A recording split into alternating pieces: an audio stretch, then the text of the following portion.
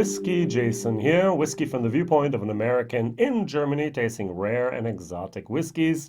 Today I have from Teeling, I'm in Ireland, Brabazon number 4, the last of the series. So this was actually distilled in 2007, so way before the Teeling distillery was actually founded in Dublin, and this was bottled in 2020. So 49.5%. I paid basically 90 euros for that. That's the price over here in Germany. Whiskey base 172511. Now this only had a limited release. It was, of course, in the UK and Ireland. It was in Germany, and I think maybe 8 other countries of the world. I do not think it made it to Australia or to the US. I'm so sorry. So what we have here is something fairly special. This is Carcavelos casks. Carcavelos? You've never heard of that? Well, neither had I. So the master distiller here, is his name even on here at all? Any place? That must be, it's Alex Kashko, if I pronounce it correctly. Here it is. So Jack Teeling's name's on here. Wow. Crafted by Jack Teeling. I don't believe Jack actually did anything here except for taste it and go, yeah. The master blender, the master distiller, Alex, actually picked the cask, if I'm right. He has picked something from Portugal. Now, Portugal usually is famous for its port wines. I've been to Porto in Portugal. I've been to the different tasting halls and tasted different rubies and different tawnies. I love port wine.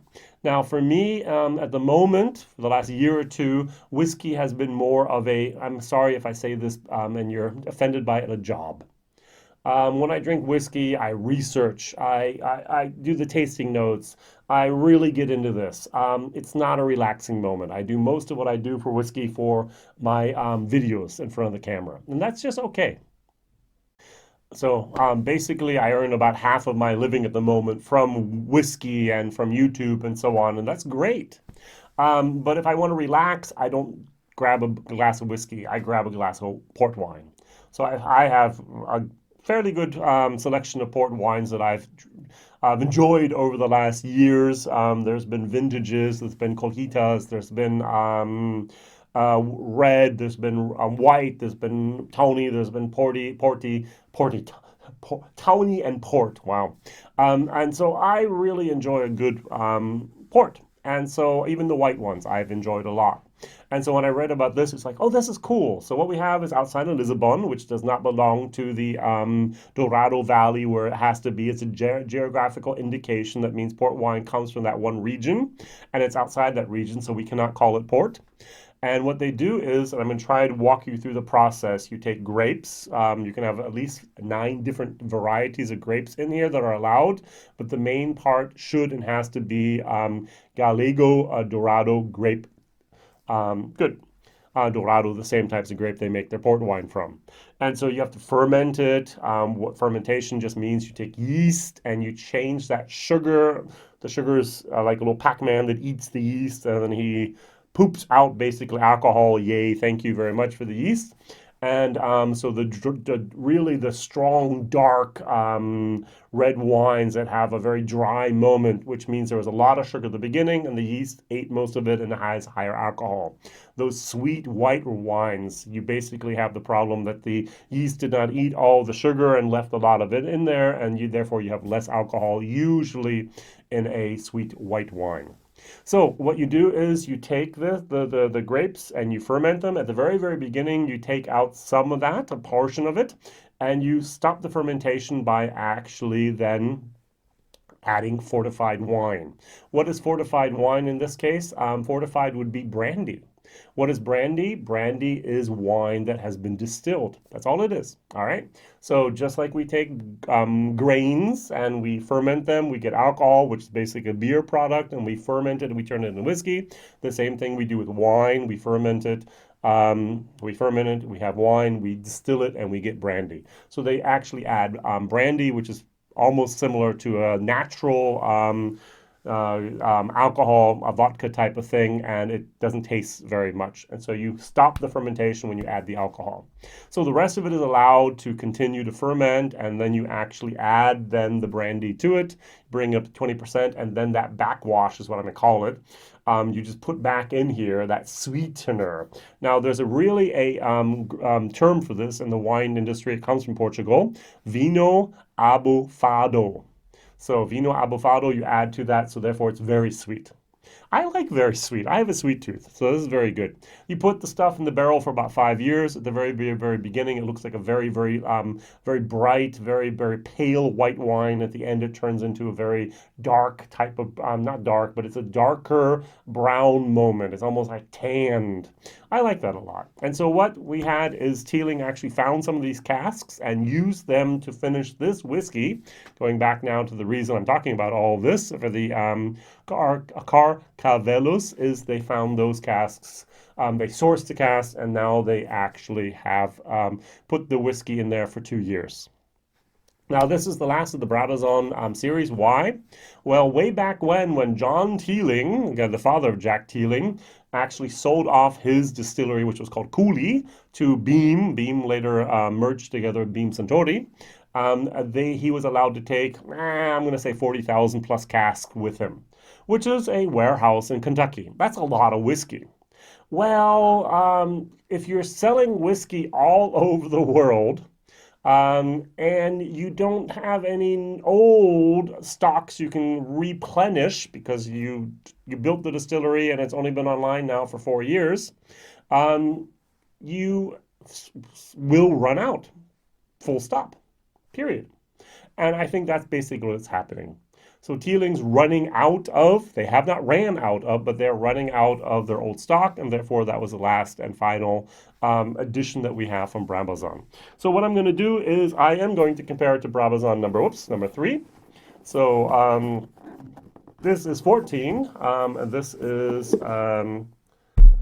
so this is only 13 years old, which means the youngest whiskey in this is 13 years of age. It can, of course, have whiskey in it that might be 20 years old. I don't know.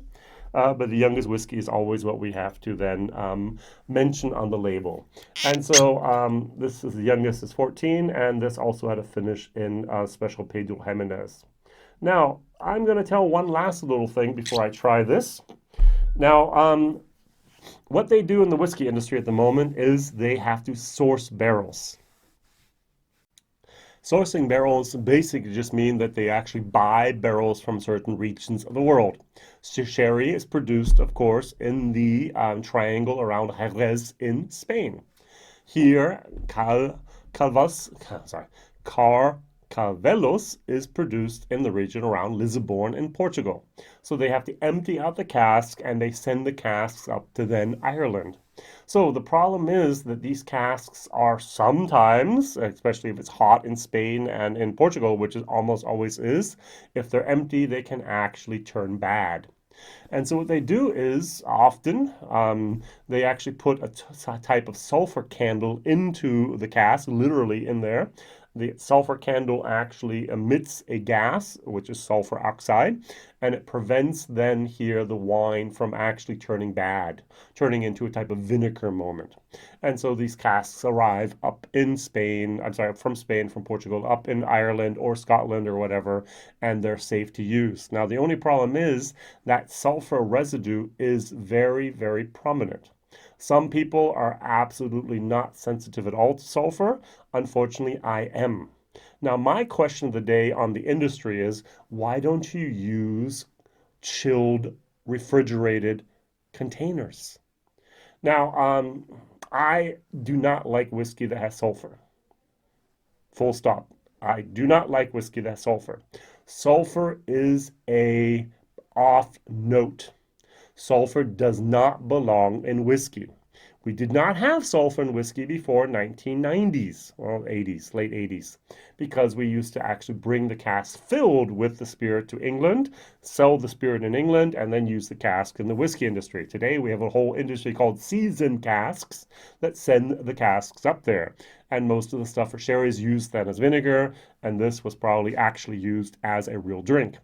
All right, so these are not seasoned casks, but they were probably sulfured, and so why don't we just solve the whole problem? Take a refrigerated container, put them in there, pay 3, 5 euros more per bottle, and everyone, especially I, am much, much happier. So, industry, if you get this tip and you use it in the future, you can thank me very much because I don't like sulfur. And while saying that, I'm going to nose it and go, oh, sulfur. Eh. I did the I did. If you watch my video on this, you know that I found sulfur in here, especially towards the end. This pops out. What is sulfur? Remember you went camping and you had these matches that you could light even if they were wet? That's sulfur. That's that moment that I'm getting. Do you want to chew on a match? I don't. That's the feeling that I get here. Now, I really, really, really wanted to like this whiskey. I really wanted to like these interesting casks that they sourced. But if the casks were actually sulfured, and that's what I'm getting here, it lowers not just my expectations, but actually my entire feeling towards this bottle. I must admit, interesting design here, the white box and the black bottle, here the white, the clear bottle and the black box. Well done there. Cheers.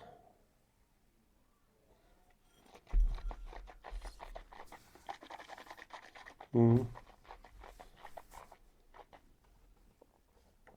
Wow, I get sulfur. For some of us out there, have you ever had a peated whiskey and you don't like peat and you can't taste anything except for the peat? That's what I'm getting here. I can barely taste anything except for the sulfur. I did my video in German and I actually had to wait a moment because my lips were actually starting to turn a little bit bigger. Sulfur is something people are allergic to. I'm allergic to sulfur more than other people. I have a lot of allergies, so maybe it doesn't actually it's not a surprise to me or others that I'm that I'm also allergic to sulfur. Now there's a weird type of interesting note going on here. I've had 20 different types of white port in my life. I have never had Carcavelos. I couldn't find a bottle. I'm so sorry. I don't think it's widely available at all over here in Germany.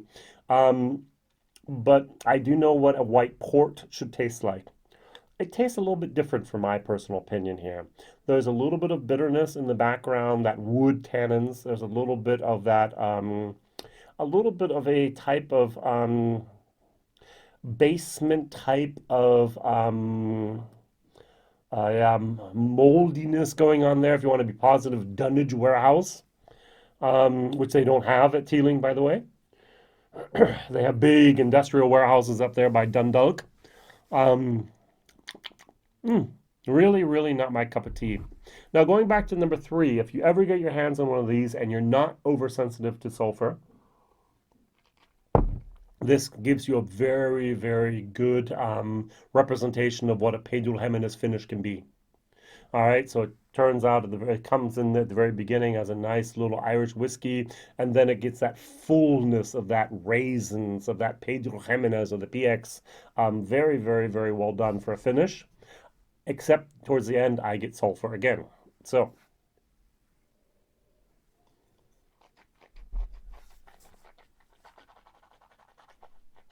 mhm. Mm. Yeah, yeah. It actually goes like this. Yeah. My question of the day also now for the Teeling company. Alex, if you're watching this, or anyone else who's responsible for these bottlings, do you have somebody on your team that acts as actually sensitive to sulfur? I have the feeling you don't. And if you do, why did you still bottle this? All right, there are enough of us out here that are sensitive to sulfur. Maybe it's just me, maybe it's other people as well. We'll see. All right, very interesting, very interesting. I'm sorry, but I'm going to give this whiskey a D in my value. It's not something I want to try again. It's not something I've had now a few sips of it, and every time I just get sulfur, sulfur, sulfur, and behind the sulfur something else. Maybe, hopefully, I've Helped you understand what Carcavelos is and what the process is used here to make it, also the variations of the Brabazon and what's going on at Teeling. I'm looking forward to many, many things that they're doing and actually putting out themselves. I'm a little bit worried that we as a community have a certain expectation of what Teeling means and what Teeling tastes like, basically coolie juice, and now we're getting more and more bottlings of the new stuff. Either it's a mix of the Great Northern Distillery's grain together with their single malt, or also actually their own single malt they produce now finally in Dublin. Great distillery. If you're in Dublin, visit it. It's worth it. Much better than the Jameson experience. Much better. And they're doing great things, but I'm sure we're gonna have a massive flavor shift, and we're gonna have to figure out what the old and what the new Teelings are. Thank you very much for watching. So sorry for this disappointment. I'm disappointed as well. 90 euros. I shared the bottle. I don't have to drink it, but my mouth still tastes like I have chewed on a match, which I don't like. All the best. Question of the day: what is your favorite Teeling bottling? I like the single malt. 5, 6 different cask types all mixed together. Beautiful, beautiful whiskey. Thank you very much for that.